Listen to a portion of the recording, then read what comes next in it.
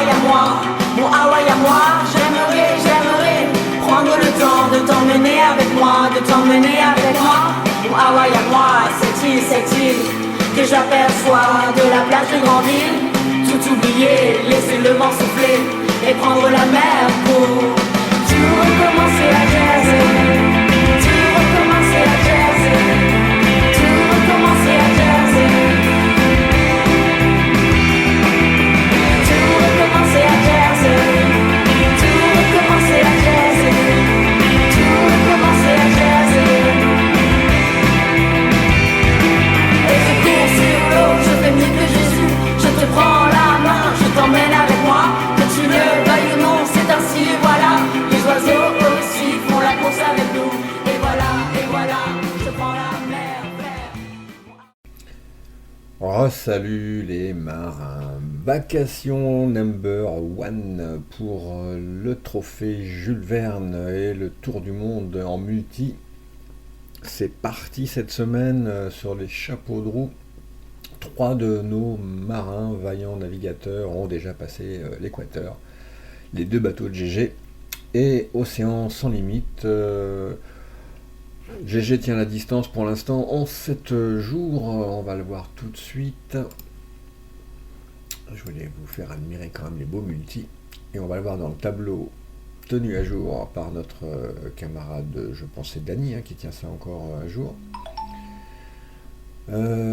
Océan sans limite est passé en 8 jours et 6 heures l'équateur, mais GG a fait mieux.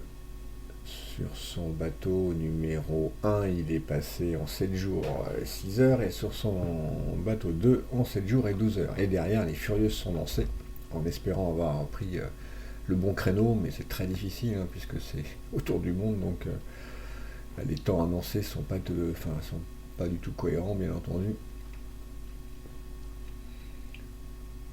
Et on va voir ça tout de suite sur la carte, pour apercevoir qui sont les lascars qui se sont déjà lancés dans l'aventure.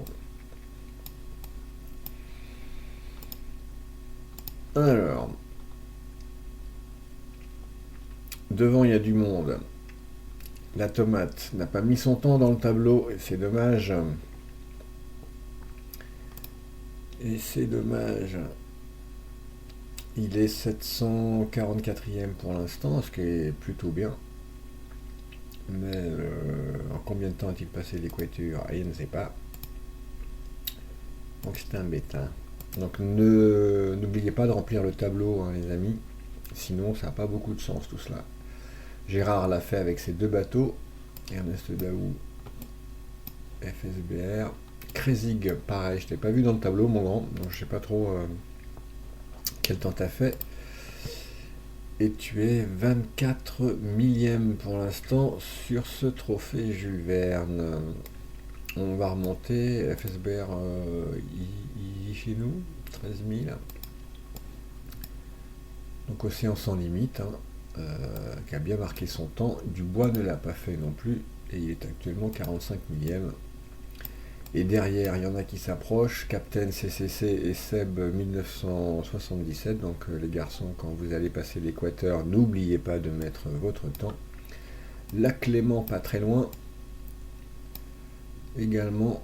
Bon, alors là, pour l'instant, il tourne sur des vents à 15 nœuds, ce qui le fait avancer à 21 nœuds, ma foi, c'est pas si mal. Et puis derrière, il y a les Furieux, et dont les grands favoris.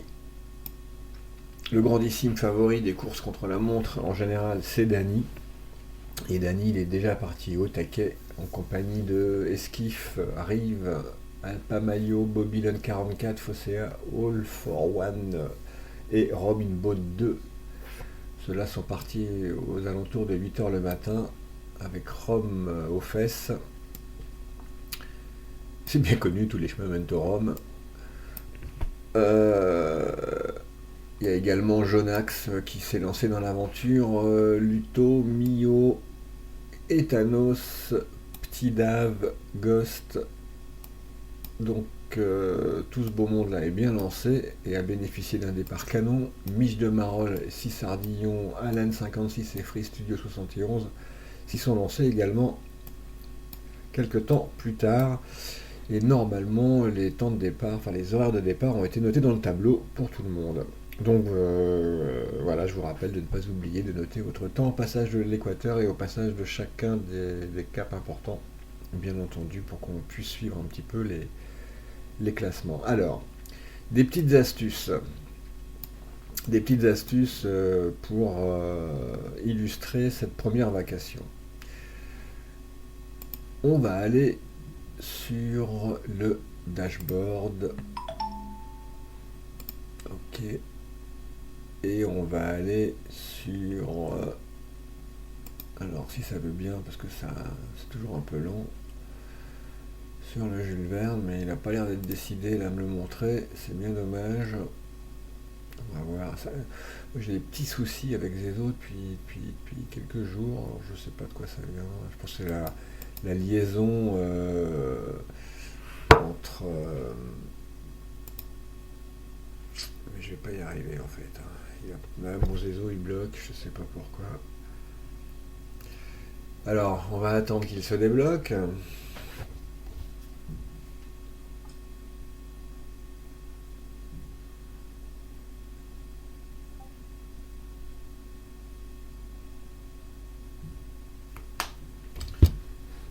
Donc là, on est bien. C'est surtout mon dashboard que j'aimerais voir. Voilà, ça y est, mon dashboard est ouvert. Donc comme vous le constatez, le dashboard est un petit peu différent quand vous cliquez sur Skipper et que vous remettez les skippers dans l'ordre alphabétique ou désalphabétique, peu importe. Ce qui est important, c'est cette colonne ERT qui vous annonce les prévisions, les estimations de temps que vous mettrez pour faire ce fameux tour du monde. Et puis il y a la vitesse moyenne. C'est surtout ça qui est important, parce que l'ERT, donc l'Estimated Total Rise Time, bon, ça reste un petit peu du flanc, dans la mesure où elle est basée sur votre moyenne actuelle en termes de vitesse, et votre position évidemment sur l'eau. Donc, alors ça fait toujours plaisir de se retrouver en tête de ce classement, car ça suppose que c'est vous qui actuellement avez la meilleure vitesse, donc c'est quand même bien là.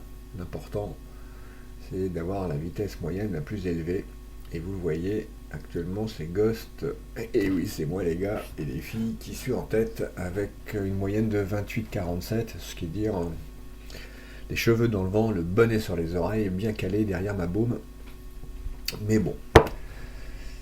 Évidemment, vous avez dans la colonne ici également les heures de départ et surtout les last updates. Donc on voit là, cette dernière update était à 18h50. Donc en gros à 18h50, c'était bien Ghost, puis Dany, Ephocéa, Alpamayo, Rive et Mich de Marolles qui étaient les plus rapides. Mais ce que vous pouvez faire pour remettre à jour. Alors d'abord, quand vous lancez le dashboard une première fois, les bateaux n'apparaissent pas. Ce que je veux dire par là, alors je retourne sur mon dashboard, la colonne ERT sera vide normalement et la vitesse moyenne également. Il n'y aura que votre bateau. Pour qu'elle se remplisse, c'est tout con. Vous allez sur la map et vous cliquez sur les bateaux des camarades pour voir où ils en sont. Et à ce moment-là, ça va mettre à jour votre dashboard. Capiche, les camarades marins. Et voilà. Et voilà. Là, je remets tout ce beau monde à jour. C'est un peu fastidieux, mais c'est pas très grave. Ça me permet en même temps de voir leurs angles et à quelle vitesse ils filent, les garçons. Donc ça vous permet effectivement une analyse de la course de vos concurrents directs. Et vous le voyez d'ailleurs, il semblerait que tout le monde ait décidé d'y aller plein centre.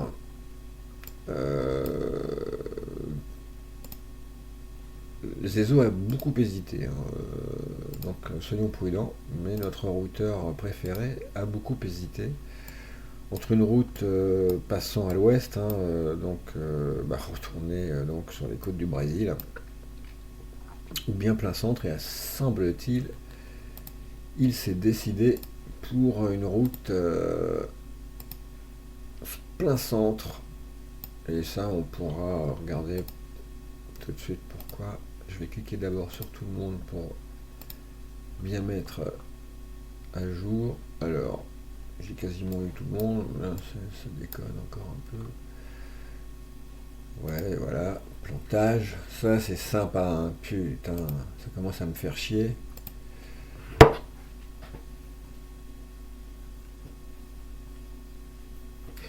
Comment voulez-vous que je fasse une vacation dans les clous, puisque je me fais jeter à peu près au bout de 10 minutes de navigation sur VR. Donc, bientôt, je vais faire mes vacations sur le téléphone. Moi, je vous le dis. Je vais même pas faire de montage, je vais pas couper, je vais tout envoyer comme ça. Comme ça, vous verrez les difficultés parfois techniques auxquelles je suis confronté quand je fais une jolie vacation bien lancée, parfaite, avec un bon ton, un grand sourire, et paf, ça pète dans tous les sens. Donc on y retourne. Alors du coup, ça a dû foutre le bordel dans la validation du dashboard. Non. Ouais, si, il les a pas pris en compte. Donc dommage.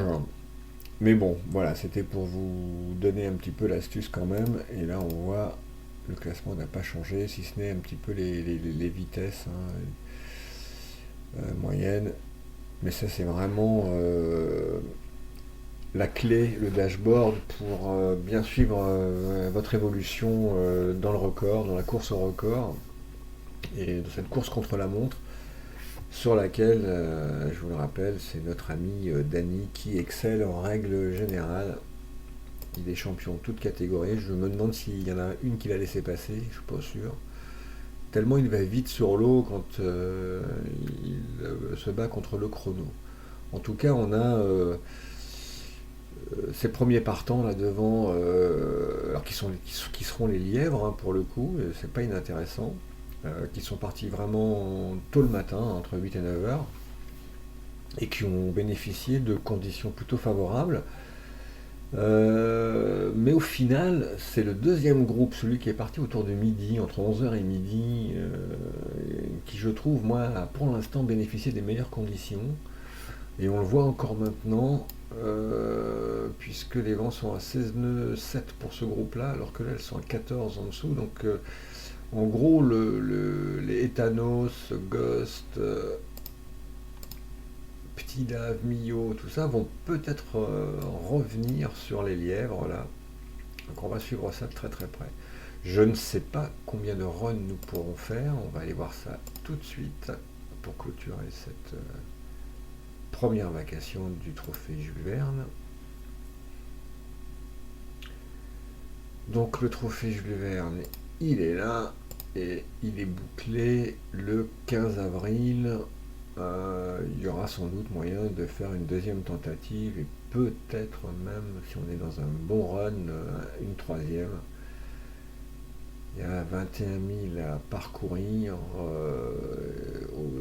et annoncé à peu près en 41 jours. Ce qu'avait fait Canard a priori en février 2020, puisqu'il l'avait bouclé en 41 jours et 10 heures, donc ce qui est plutôt vachement bien. Et donc affaire à suivre.